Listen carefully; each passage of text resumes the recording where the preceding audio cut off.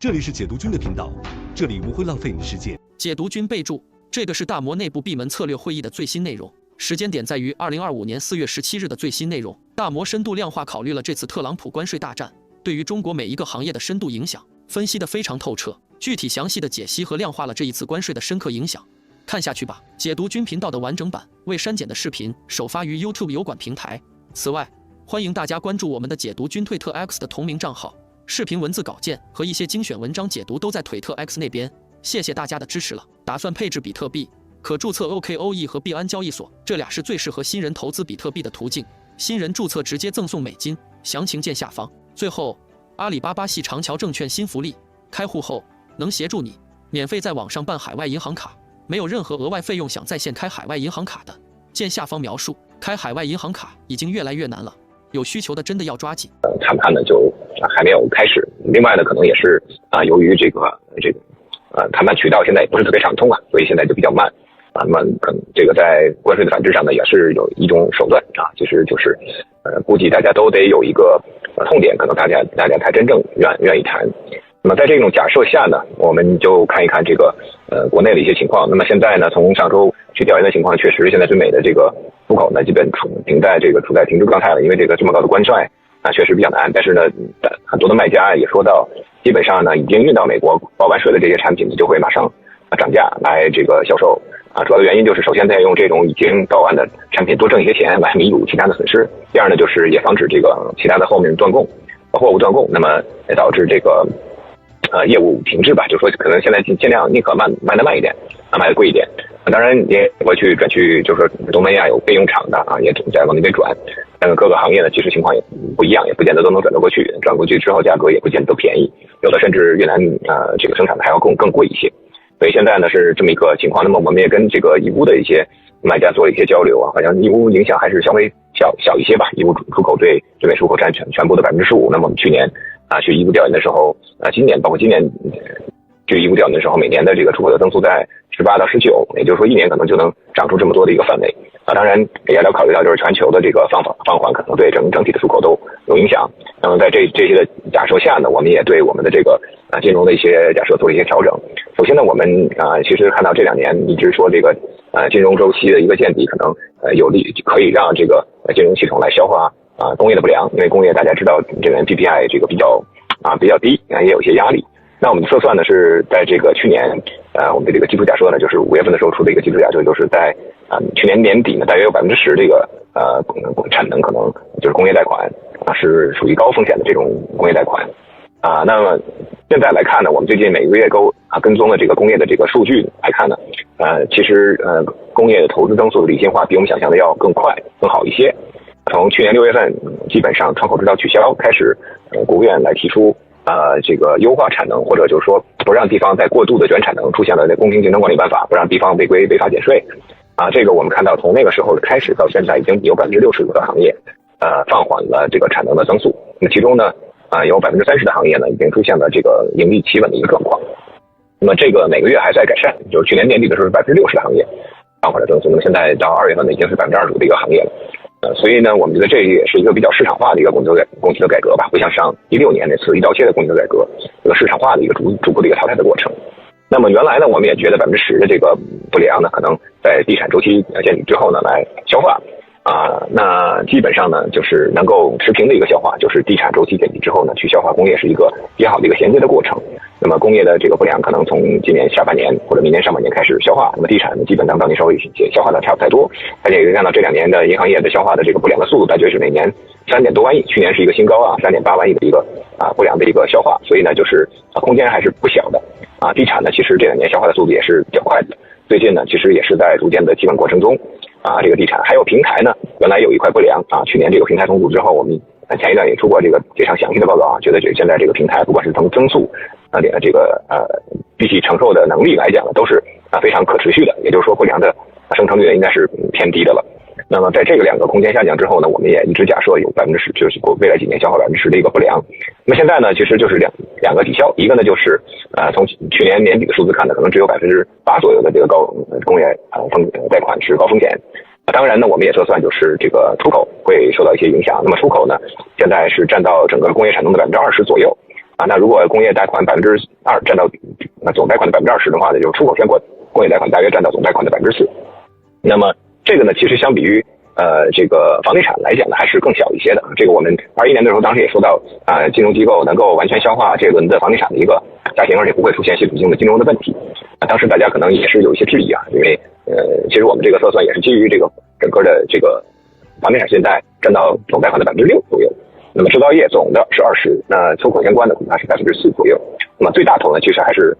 平台基建这些，我们觉得现在风险就已经非常低了。那么还有一块个人的，到时候我们也讨论一下啊。那么在这么看来呢，其实就是说，基本上的这个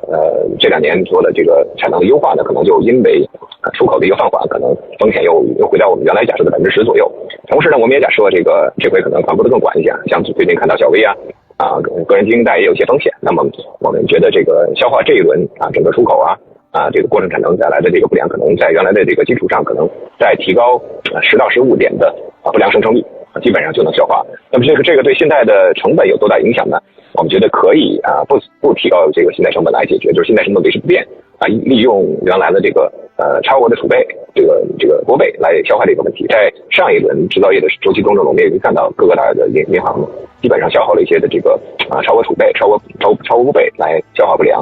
在不良覆盖率最低的时候这个比方说几大行、工行建行的这个国备覆盖率曾经下降到这个不良的130%到140这个虽然国内的要求是150但是在这个正常一些情况下呢，也可以降到130看到过这种情况。那么现在呢，大约是多少呢？现在其实将近250这个全世界应该还是一个最高的一个国备覆盖率的一个水平一般的情况下呢是70-80是这么一个比较有其他的这个市场，70-80是一个正常的，也就是中国在这方面还是做了比较充分的一个准备了。其实就是每年现在按部就班的这个消化这个不良的相当于一个速度上再算它要消化更多的这个制造业的不良，然后呢再算损失率高一些基本上通过国备呢也能够不影响盈利的来解决。尤其是最近呢，我们看到其实这个保护银行其他的这个目标也是越来越明确所以我们觉得这个银行在这个过程中呢还是具有比较明显的防御性的而且呢这个我们宏观团队也说到这个一些这个财政政策也会托底一些经济。那我们也可以看到这个今年他们现在最新的预测是4.2%左右其实比原来年初的预测4还是更高一些了。就是我们原来在这个做的假设中3到4吧，因为我们一般用3到4的一个 GDP 作为一个假设，那年初宏观团队是4，现在压到4.5又减到4.2，其实还是基本上比去年的一些预期要好一些，主要就是国内的这个周期见底反弹比大家想象的要快一些。那么同时呢，我们可以看到今年的这个整个的这个个人的消费这块也有一些复苏有一些复苏，主要的原因就是其实这个利率稳定之后，我们一直在说这个利率你越降，国内越不消费，因为大家这个主要是以固收类的储蓄，你降的过程中他觉得我现在不存这个高息以后就没有了。那现在呢这个没有再降的情况下，大家就没有特别去争抢的这个存款，所以我们看到这个储蓄率可能在依旧略降一些，然后消费略有反弹略有，但趋势呢当然是一个逐渐的过程。那么还有呢就是地方政府的这块的融资环境呢也有所改善，所以呢就是EDU的这个 GDP 比原来想象的好。原来呢就计划把这些甚至一些这种专项地方债特别国债可能后移，那么现在呢可能在这个基础上看到外贸有问题呢再潜移回来，基本上还是能够抵消这个一些这个经济的大幅波动的在这种基础上呢，我们觉得银行也是比较稳健的同时呢，一会儿Rick也可以讨论一下，但是我们觉得这个在这个各种金融板块中呢，像港交所保险证券肯定也受这个市场波动不确定性更高一些。那在这基础上呢，我们也都降了一些评级降了一些这个目标价吧，主要是这个考虑到市场的背的比较高交易量可能会受到一些影响，毕竟这个特朗普政府确实在这个政策预期上非常不稳健所以我们也是这个比较保守的记住一些不确定性。所以我们也把前一段我们因为这个确实国内气氛的比想象的要快，那我们也把这个主要的这个选择就是金融板块的这个投向呢转到了更青睐于保险。那么在这个不确定的情况下呢，我们还是先回撤到银行比较稳健有股息的。那么银行呢，但我们还是有些变化，我们上调了中信银行的这个目标价和评级，因为我们觉得从这几个季度的情况看呢，确实前2年认真消化不良的没有特别快速增长的中信银行，这个不良的消化明显要比大行要更好，就是正在全面转好。大行呢，因为前2年小微那块的增长比较快，虽然对公呢在转好呢，但是小微个人有些压力而且股息率呢比原来略有下降，所以我们觉得这个一些中型银行可能更好的选择，比方说中信这个民生还有兴业等等等等大行里面呢，我们觉得现在建行还是比较好的一个标的因为它已经融资完成，这个摊薄比较少，而且我们觉得6%的这个股息收益率呢还是非常具有吸引力的。在这个基础上呢我们觉得这个一些这个优秀成长行业也有一些机会吧。那基本上的我的介绍先到这边，我先把时间交给 Rick， 也讨论我们对这个保险行业的一些看法。好的，谢谢 Richard。那我是保险行业分析师 Rick。那我紧接着来介绍一下我们最近也是在这个背景之下对于保险的一些观点的变化。那首先，如果从关税对于保险方面的直接影响的话，基本上是不太有的，尤其是寿险基本上都是做国内的业务，储蓄加保障，那所以基本上不太受关税的直接影响。那财险的话，从保费角度来讲，可能是有很小一部分跟进出口业务相关的一些敞口，但是这部分其实也占总保费里面的非常小的一个比例，所以直接影响其实对于寿险和财险都基本上是非常小。那间接影响的话，其实主要是通过比如说因为政策的不确定性导致了股市和利率的这种波动，那这样对于保险股的角度来讲和保险公司经营来讲，其实还是有并不小的一个影响。那尤其是股债的波动，在新准则之下，对于保险公司的无论是净利润还是净资产，其实都是就是波动会放大的。那同时的话，在整个经济预期和对消费的能力方面的话，其实也会使得在寿险方面，可能大家储蓄的意愿还会比较高。那对于购买这种消费型的这种保障型产品的意愿，其实可能还是会维持比较低的一个情况。那从整个行业的角度来讲，短期一季度角度其实也是有些分化的。从寿险的话，我们觉得可能大部分公司可比可进的新业务价值增长应该都还不错。但是如果考虑到假设的影响的话，就是去年投资收益率假设由4.5调到4，那考虑的假设影响的话，可能就是最终 headline 的这个数可能会有正有负。那净利润的话，可能也会有一些中国的寿险公司有可能会进入就是单季度利润同比负增长的一个情况。那主要还是因为今年一季度整个股市 A 股的表现其实比去年一季度略差了一点点。那同时的话，因为整个一季度的利率其实是略往上升的。那利率往上升的话，其实对于在FETPR 下的债的公允价值其实是有一定负面的影响的。所以这块的话，我们觉得可能后续还要再去观察，就是寿险公司的利润净资产的一些情况。那相比之下，财险其实表现都还是非常不错的。人保的财险和人保集团其实也发布了公告了，就是业绩的预警情况。那财险的话，整个一季度的净利润增速大概80%到100%。那主要是来自于一方面是承保端的改善，然后另一方面是投资收益的增长。那从承保端的角度来讲，其实公司从3月底之后就一直给市场比较积极的一些指引，包括就是车险和非车险的综合成本率的指引进一步提升1个点左右。那我们之前也测算过，大概就是1个点左右的综合成本率的改善，可能意味着整个ROE 可能会有2到3个点的一个提升。那同时的话，从财险角度来讲，它整个股票类资产的配置里面mark to market 到利润表的占比的规模其实是比同业寿险公司略小一些的。那并且的话，它整个的就是波动，包括对于利率的敏感性也是比较低的，然后也没有一些利差损的这些业务都是短期的财险类的业务。所以我们觉得财险其实在市场短期不确定性的背景之下，其实能更具有防御属性。所以我们其实这次最近发的报告也把财险调为我们的首推标的。那对于寿险的话，我们其实中长期来讲还是会继续看好优质的公司的，包括像平安AI但是短期其实无论是市场或者增长的一些波动，可能也会对于股价造成一定的短期的扰动或者是压力。那所以我们最近综合下来，我们把我们的大部分寿险公司的目标价小幅的下调，大概中个位数左右。那财险的话，这边我们因为考虑到整个盈利的趋势的改善和承保的改善，那目标价继续往上小幅的提升。那以上这边就是保险方面的主要内容。好的，谢谢 Richard 和 Rick 对于金融以及保险行业的非常详尽的分享。接下来呢，我们的汽车行业分析师 Joey 最近上调了东风的评级，请他聊一下国企重组的一些机会。OK 谢谢 Devin。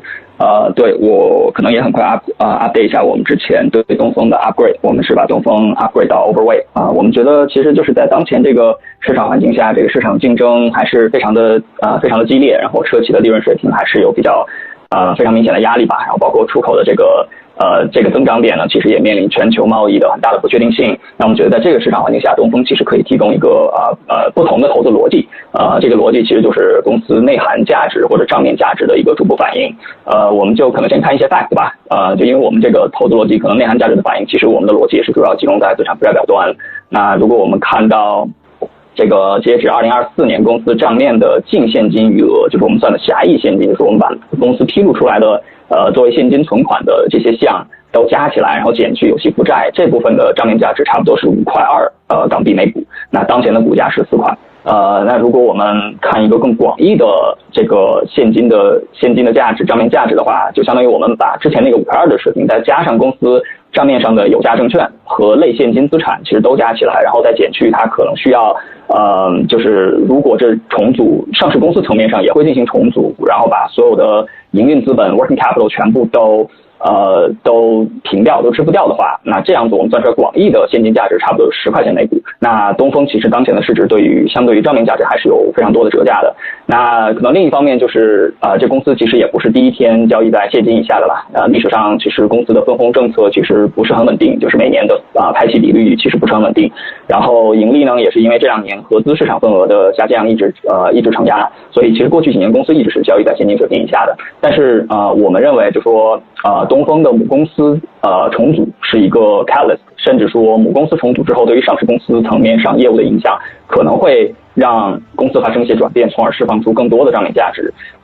具体来讲呢，就首先我们觉得这母公司的重组会一定程度上影响接下来的业务重点和投资计划。比如说去年公司在基本没有利润，而且产能利用率维持在50%这样一个低位的情况下，依然有接近180个亿的这个 capex。我觉得这方面呢，之前对于资本市场其实是一个比较大的 concern， 就是大家觉得虽然你很有钱，但是你每年的投资量依然会非常大，而且可能大家会担心它有过度投资浪费钱的这种担忧吧。那我们觉得在新的母公司之下，潜在的会进行更多的资源统筹调用因为新的母公司之下会不会有其他业务，其实大家也不确定。然后而且大概率其实是会有其他业务的，所以母公司如果在进行资源的统筹调用的情况下，我觉得一定程度上会打消资本市场对于过度投资的这个担忧。那第二就是说，在资源调动的情况下，其实也会一定程度上增加市场对于东风派息给母公司的预期。因为其实我们从现在来看，东风的母公司对于上市公司的持股比例已经基本上达到了上限，就基本上达到75%的水平。那我们就可能从我们的角度就是派息给母公司，然后由母公司再分配更多的资源给其他的不管是上市公司还是非上市公司之外的业务线进行资源调配，也是一个潜在的有可能会实现的东西。那这部分其实也是增加了整个东风 shareholder return 的预期。那最后呢，可能在母公司重组的这个背景下，公司自身的业务可能也会进行重新的梳理，比如说业务更加聚焦，然后包括优化当前的产品线，因为公司可能只有50%的产能利用率包括一些外延的合作，因为之前公司跟华为也有合作，但虽然合作的从目前的节奏来看没有那么深入了但这个潜在的外延合作也是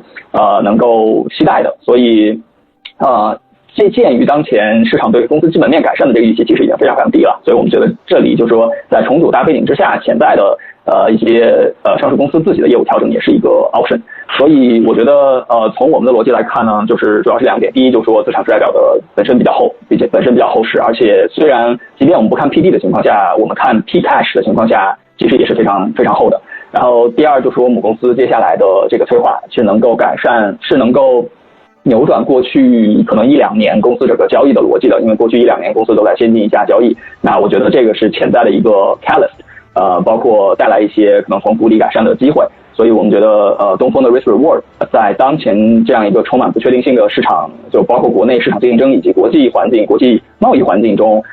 可以提供一个比较差异化的投资策略。对，这是我们对东风的看法。那我先到这里，把时间交还给大家。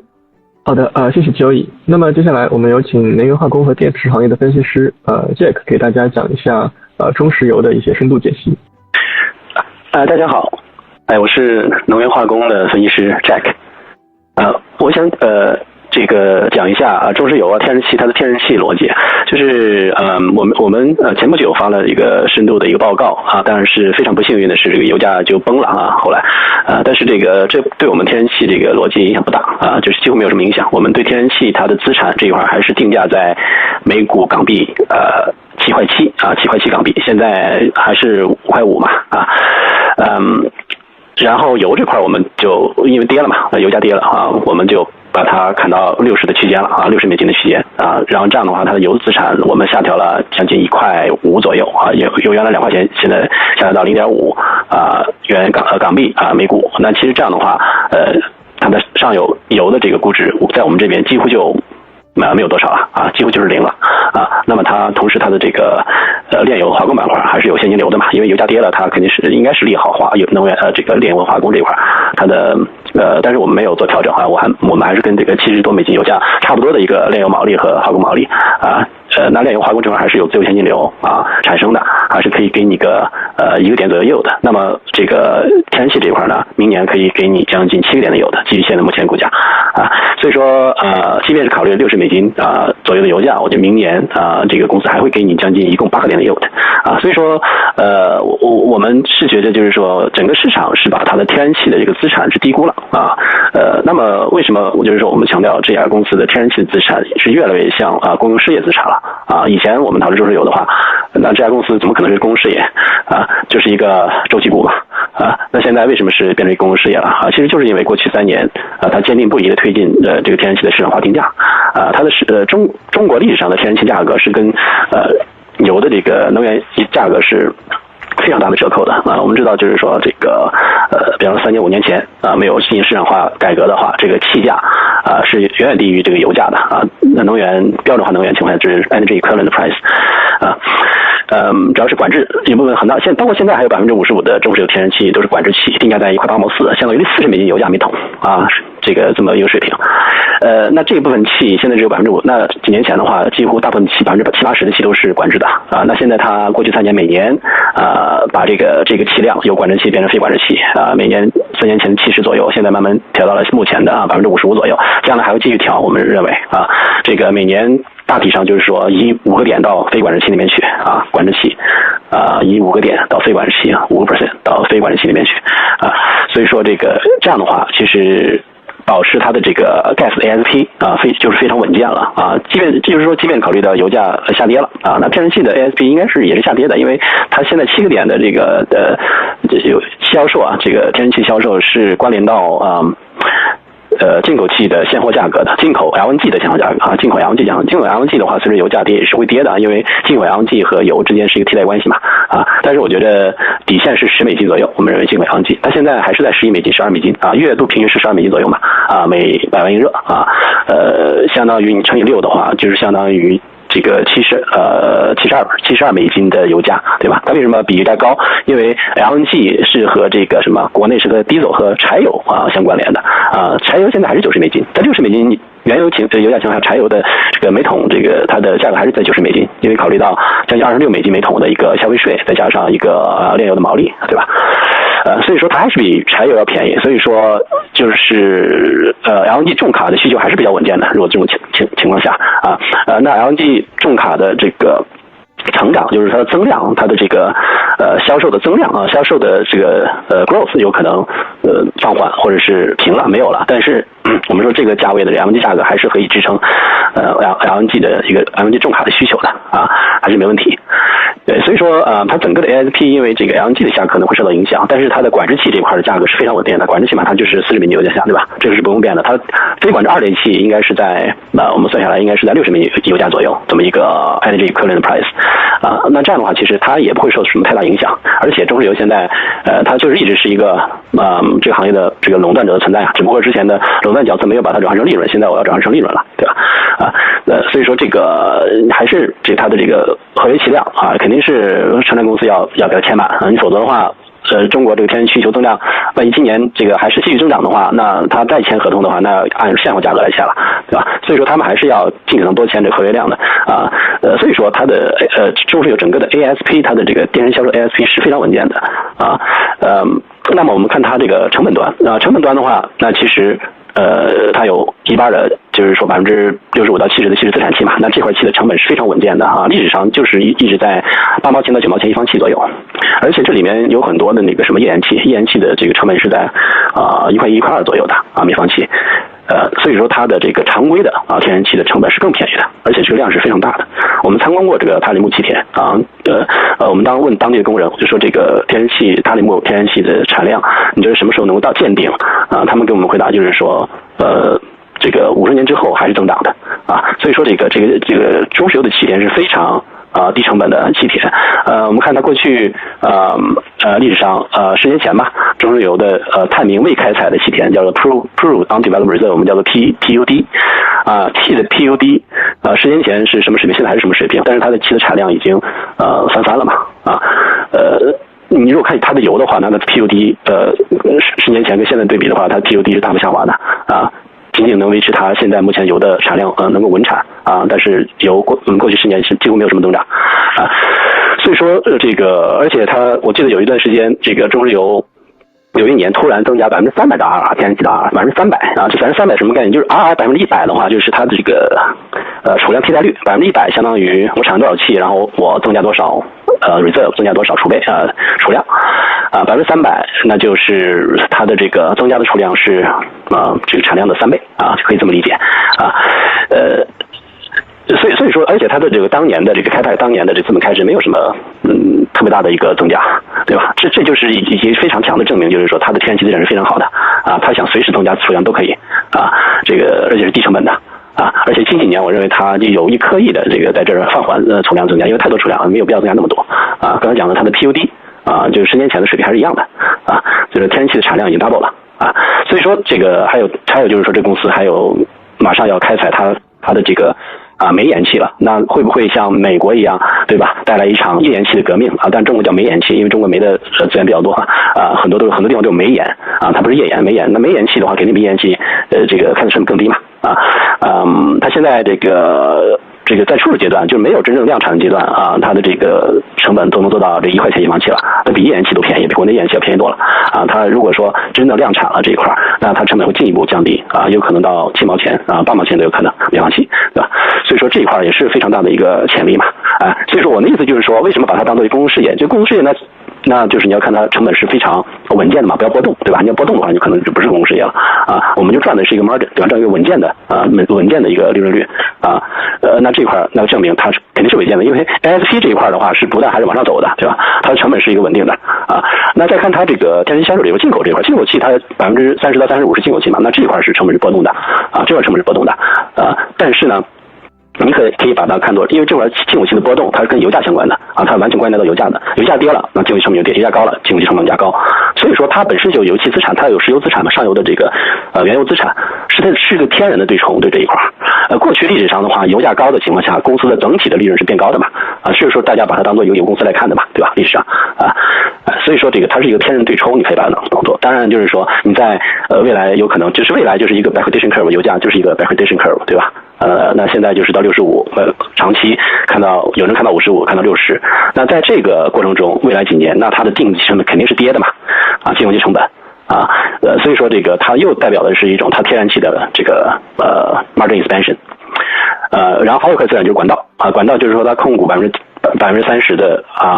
国家管网它以前是它的资产，后来剥离了嘛，这大家都知道那这块那肯定是有 utility 嘛对吧？这个所以说把这3块加起来gas E&P、gas distribution 和 gas 这个管道天然气管道这块加起来，我们预测明年这个它的 OP 在这个1500亿左右1500亿的一个盈利嘛当然你要去掉昆仑的那个它的这个少数股东权益，对吧？它控股昆仑是昆仑能源54%左右把它减掉我们给个12倍的 PE， 那就是对应的就是7.7块港币每股。为什么给12倍？因为它是一个成长的公用事业，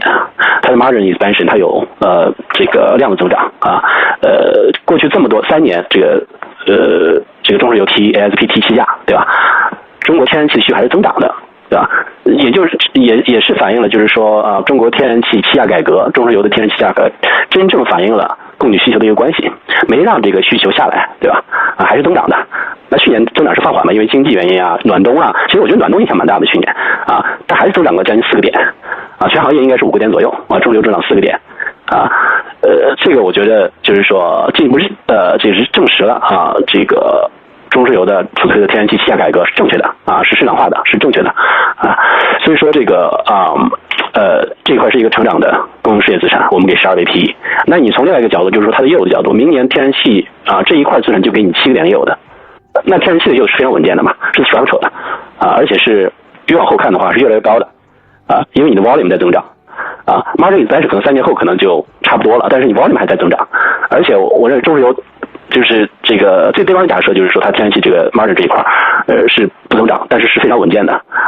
那如果好一点假设的话，那3年之后这个 margin 还是继续往上继续增长的这一块因为它的这个什么还有一个 driver， 还有一个驱动力就是说它的零售这一块，零售的占比是越来越高的以后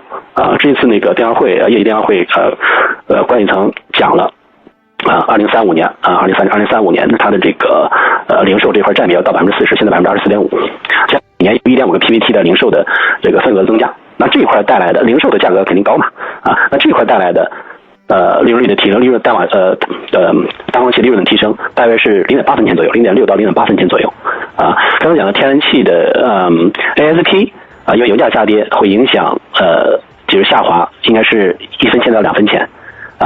那我们就说2分钱好了，下滑2分钱好了，但是它的这个进口气成本下降可能带来每年未来2年2025、2026年每年带来7分钱的一个增量我们算下来那再加上这个零售这一块占比提升，可以带来这个0.6到0.8分钱，所以说它还是每年有5分钱的这个 margin expansion这个5分钱，像2024年它整体的天然气的就是这个天然气的这个板块的它的盈利是在每方气2毛4 2毛5 2毛4所以说它 margin expansion 相当于每年20%左右的一个增速带来20%到25%增速，同时还有 volume growth4到5个点 volume growth， 所以每年未来3年我们认为还有将近这个20%到25%的 CAGR就是天然气销售板块这一块所以说我们就给12倍 PE我们觉得这个12倍 PE 非常合理不管从业务的角度还是从成长性角度来看的话，我们认为都合理。所以说它的天然气这一块的上游销售这个管道那我认为它就是指这个每股7块7港币比现在股价还要高，其他资产都是白送的，而且其他资产都是给你现金流的。刚才讲了70美金油价下我还给你不是70美金，不好意思，应该是60美金，60美金油项目，我看一下我的 sensitivity 我们专门做了一个敏感性分析，因为你考虑到油价下跌，它的进口气成本这个大幅降低而且是这个什么，就是它进口气成本不是说它已经下跌很多了，它是刚刚进入这个下跌通道，因为它的这个管道气是9个月之后的管道气的定价是跟油价9个月之后的，所以说它现在2季度是刚刚进入了一个非常深的进口气成本的下行通道所以说它这一块是对它盈利是正贡献的那油价跌了呢，上游的油是负贡献它的这个我们看它的炼油化工这一块，我们假设就是比较平稳吧，也不考虑炼油化工毛利提升了，因为油价下跌导致的一个这个毛利提升，也不用考虑这个那我们单考虑这2方面的话，再做一个我们做了一个敏感性分析，就是65美金油价下，它公司还能给你一个 overall 9个点的yield，那怎么来的9个点yield？就是7个点的天然气加到1到2个点的这个炼油化工对，就是60美金油价下，整个还是8个点的yield，所以说这家公司我们认为是一个还是一个还有棒的，就是说这个是非常有安全边际的一家公司。大体上就这么多吧。如果说大家就是有这个任何问题，比较非常细节的问题，怎么计算的？我这个盈利能力是怎么计算的你可以联系我，好吧？我就讲到这里，我把时间交给下一位，谢谢。好，谢谢 Jack 非常深度的对于中石油的这样一个分析接下来的话，我们有请池瑶来跟我们再讲一下，他刚刚发了一篇关于这个券商的大报告来分析一下。好的，谢谢。各位好，我是金融组的池瑶。刚才Richard 和 Rick 也提到我们金融组这个整个性的调整的一些这个盈利和这个目标价。券商这块其实也是这样。因为我们目前感觉证券行业现在看到的一些信号还是比较相对说比较复杂吧。就是说一方面这个去年924的行情之后，其实把去年全年的这个成交量等等这些行情都有所推高，所以对今年的基数造成也比较高的一个基数。去年全年的这个交易量大概有1万亿出头，所以今年在这个基础上是否能有进一步的这个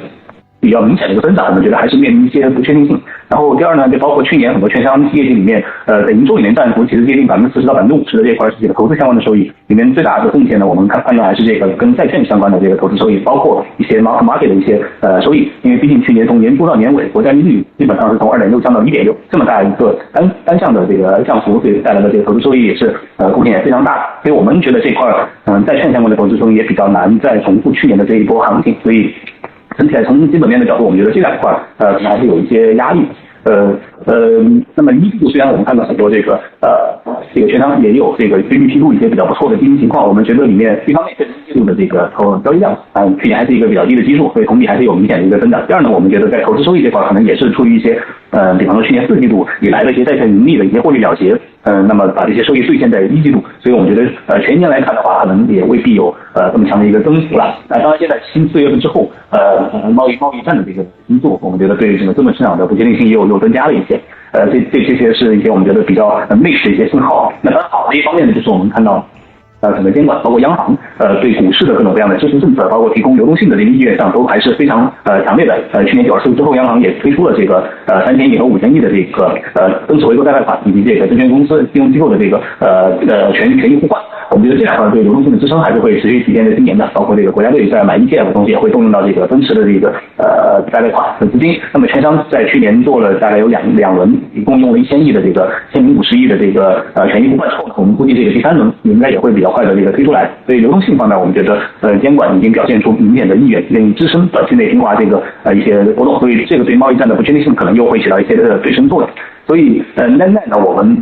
还是决定这个是出于审慎性的原因，稍微略微调降了一些这个25年的一些假设，包括这个交易量。比方说我们目前看到全年的交易量大概在1万亿，相比去年的话可能略有第一个位数的一个下滑。然后呢，所以我们对覆盖的主要的券商，25年、26年的盈利有略微有多位数的一个下调。那么26年平均的这个 ROE 可能会下调大概20几到30个 BP 之间。那么同时我们股价目标价的这个下调，其实也是有一部分是因为这个降了一部分的这个估值，因为我们把原先这个这一些估值是一个家庭平均的情况，有原先这个 book case 30%的位，然后现在变成了20%， bear case 从10%变到20%，所以等于是这个它就砍了一部分的这个这个 PB 的目标 PB， 所以总体来看呢，我们下调了这个券商的目标价大概有3%到16%左右这么一个范围，我们觉得可能是就是考虑到目前的这个不确定性，比较审慎的一个做法了。那么传统券商里面呢，我们还是依旧持续看好中金的港股，我们觉得在目前来看，它在这块的就是 ROE 的提升的空间还是非常巨大的。虽然可能由于市场环境的原因，有一定的滞后，我们目前觉得可能这个 ROE 的修复可能会大概推迟1年。原先觉得在26年可以修复到8%，那么现在的话看的话，我们觉得可能大概推迟1年到27年。但是这个路径还是比较清晰的，因为整体港股 IPO 的这个pipeline，我们觉得还是非常的强。其中很多这种 DIH 的pipeline已经是在那，就可能唯一就是一个时间问题，什么时候会推到市场上，这个可能是市场因素。那么中金在里面的这个市场份额依旧是非常强的。我们之前我们2月份也有一个报告深度分析了一下它在里面的这些市场份额，我们觉得这些优势都还是会持续得到体现。所以一旦 ROE 有提升，我们觉得它能够带来的这个估值的修复也是潜力是在我们覆盖的券商里面最大的一个从目前大概就是0.5倍左右的一个 PB， 我们觉得如果 ROE 能够修复到8%，还是有比较明显的这个估值提升的空间。所以我们目前来推的话，还是在传统券商也偏好这个中金。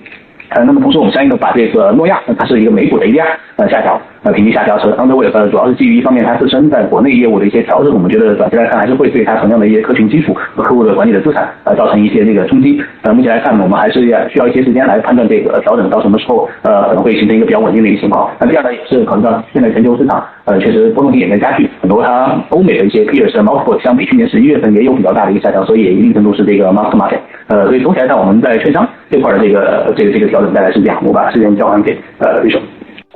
好的，谢谢池阳。我这儿做了一个调研，那整体来看的话，刚刚写的贸易商有色的这些商品的贸易商，还包括像那个 CISA 这样子的这个协会，整体来看的话，我觉得行业其实没有完全的 prepare for 这个 trade war， 所以说整体看这个大家对这个确实是有出口啦，所以就说你出口了大概提前出口了3到6个月的货去了美国，所以在去年4季度和今年1季度的话，看到的这个需求都是非常好的，有提前出口的这个影响。但是的话，就是大部分的企业其实还是觉得它对未来的这个需求下降、订单下降还是没有做好准备的，所以大家还是主要在 focus 就是说一季度非常好，4月份的这个需求非常好这些。几个新的点的话，一个就是说，钢铁我们建了这个中钢协，然后呢，他们说的就很明确的，这个减产是肯定会发生的，但是这个政策出台的话，可能是要到mid year 就年中间才会出来，就不是那么快会马上发生。然后第二的话就是最近的这个亚洲的这个市场的这个钢铁的竞争局面比我们想象要差得多，主要是因为日本和韩国之前是不在亚洲去竞争的，因为这块的这个利润不高，他们主要是出口欧美的，但是今年欧洲把日韩的这个出口从他们的这个额度系统里头拿掉了，因为它不能给欧洲进出口了，所以日韩现在就在亚洲大量的卖，然后他们跟中国的价格是一样的，肯定是对他们来说肯定是亏损，但他们想够了。所以这样的结果的话，就是说这个市场的话就会相对来说比较过剩，这个还叠加了越南今年加了900万吨的一个新增产能。所以整体看的话，就是从钢铁的角度来说，盈利应该会继续下降，盈利会继续下降，然后的话呢，那铁矿石的价格应该也会有影响。所以从这个角度来说，我觉得出口的下滑可能比我们想象的还要糟糕。然后呢，国内的需求也会因为这个 trade war 的这个影响，会也带来一些影响，因为你的这个有一些产品是最终是以其他的形式出口到美国的，可能是家电啊，可能是其他的东西等等。所以这是一块我们觉得说减产可能会自发性就发生了，在政策出来之前就可能会发生。从铜和铝的角度来说，铜的话呢，我们见了不少企业，然后这些企业的话，其实它的这个订单在手情况是很好的，4月份订单是很好的，但是呢，就是说它上周一在价格暴跌的时候，他们确实是有买了，但是他们其实并不一定是会说继续买，因为很多人觉得说这个中国的这个9000块钱是中国的一个底部，那么如果说9000块钱再跌到的话呢，中国人会继续买，这个可能性可能会继续下滑，因为如果你后面的订单逐渐下降的话，他不一定会愿意去买那么多铜。第二的话就是他对这个价格的底部的这个心理价格应该会越来越低，随着他的订单开始下降。然后铝的话，我们还发现了一点，就是我们本来以为这个空调的出口下降可能会跟铜更相关，结果后来发现这个中国出口给美国的空调其实都已经是铝的了。本音频素材为 B 站小白投资笔记防盗班音频。空调是用铝的，所以这块会对铝会有些影响。另外就是光伏这块现在是有抢装，所以目前需求很好，但是后续的话就是抢装这块的需求应该会逐渐开始慢慢下来，那么这样的话会对这个铝的需求在短期会有一些影响。但是好的一面就是说这个4500万吨的产能上限还是一个严格的上限。我们也这次见了中国铝业的新的董事长，他也说得很直接，就是说不会在海外去建新的电解铝，因为他们很珍惜现在的高盈利，因为这个产能上限带来的高盈利。虹桥也说了差不多的这个情况，所以就是说这两家最大的企业不会去在海外建厂。那么其实这个一些小企业在印尼建的那个量都不大，所以这样看的话，全球其实没有什么增量，因为美国不会复产，欧洲不会复产，中国有上限。所以就是一点点的量从印尼和印度一起出来，所以整体来看的话，只要需求还 OK， 供需其实是很紧的状态，所以 long term call 没变，就是这是一个长期的盈利扩张，然后应该会估值修复的一个 sector， 在铝这块，短时间内的话会有贸易战的影响，这个但是中长期的那个影响不会有什么太大。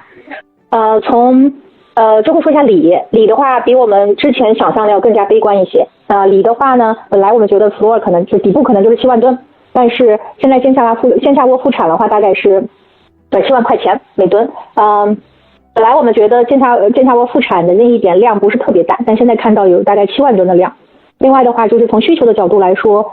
一季度非常好，然后看起来是把需求前置了，因为从4月份开始本来应该是个旺季，应该可以看到需求好转的。但是我们目前看到的情况就是需求开始平了，4月份的这个订单是个平的，那5、6月份说不定会再弱一点。所以这个大概是4000吨的量这个碳酸锂当量去美国在锂的这个方向，大概就是这些。那我就先说到这儿，看咱们线上有没有问题。好，谢谢 Rachel。目前的话线上没有其他问题。那今天我们又是交流了关税对于金融大板块的影响，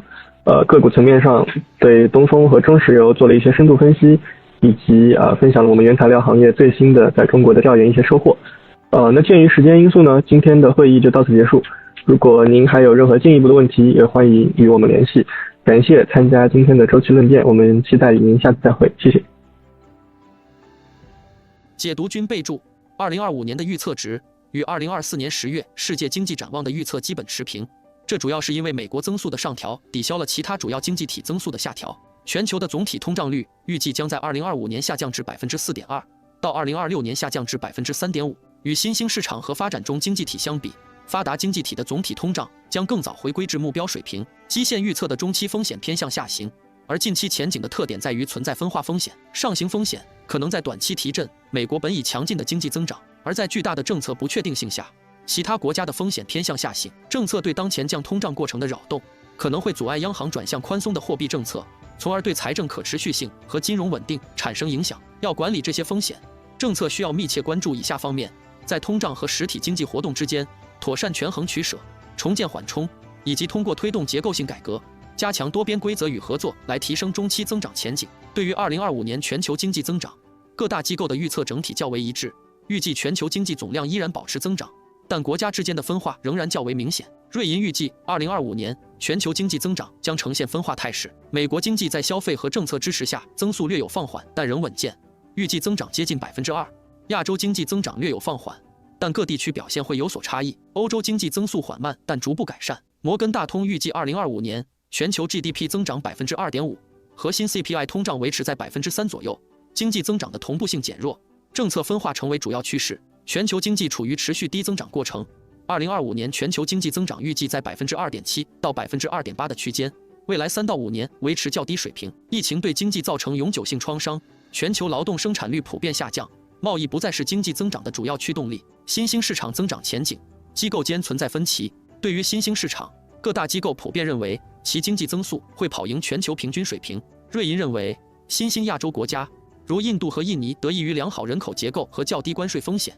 会实现较为强劲的增长。亚洲不含日本市场预计提供全球最具吸引力的盈利增长。2025年美元计价的每股收益增长预计为 13%。摩根大通对2025年新兴市场的预测略微保守，认为新兴市场增长前景面临重大不确定性，预计2025年增长从2024年的 4.1% 放缓至 3.4%。新兴市场央行需在金融稳定性和增长放缓之间权衡，但国内增长疲弱，利率缓冲空间为货币宽松提供一定余地。朱民的观点与摩根大通接近，虽然新兴市场在全球经济中的地位和作用发生变化，部分新兴市场国家在应对全球不确定性方面亦展现出一定韧性，但整体仍面临诸多挑战。对于2025年中国经济增长，预测认为政府刺激政策和经济结构性变化值得关注。瑞银预计2025年中国经济增长率约为 4.0%，10万亿元人民币地方政府债务化解计划有助于缓解风险，且政府已做好进一步加强经济刺激的准备。朱民认为，中国经济面临结构性变化，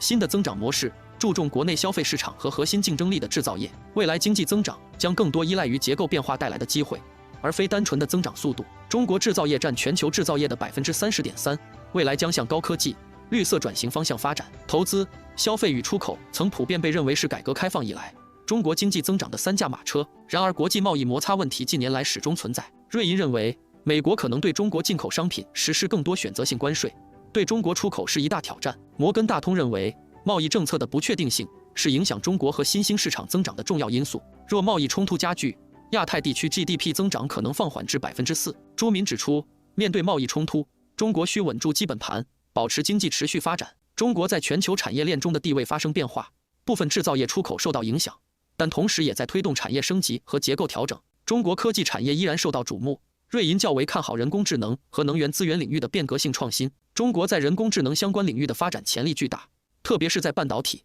数据中心等领域。解读军频道的完整版未删减的视频首发于 YouTube 油管平台。此外，欢迎大家关注我们的解读军推特 X 的同名账号，视频文字稿件和一些精选文章解读都在推特 X 那边。谢谢大家的支持了。打算配置比特币，可注册 OKOE 和币安交易所，这俩是最适合新人投资比特币的途径。新人注册直接赠送美金，详情见下方。最后，阿里巴巴系长桥证券新福利，开户后能协助你免费在网上办海外银行卡，没有任何额外费用。想在线开海外银行卡的，见下方描述。开海外银行卡已经越来越难了，有需求的真的要抓紧。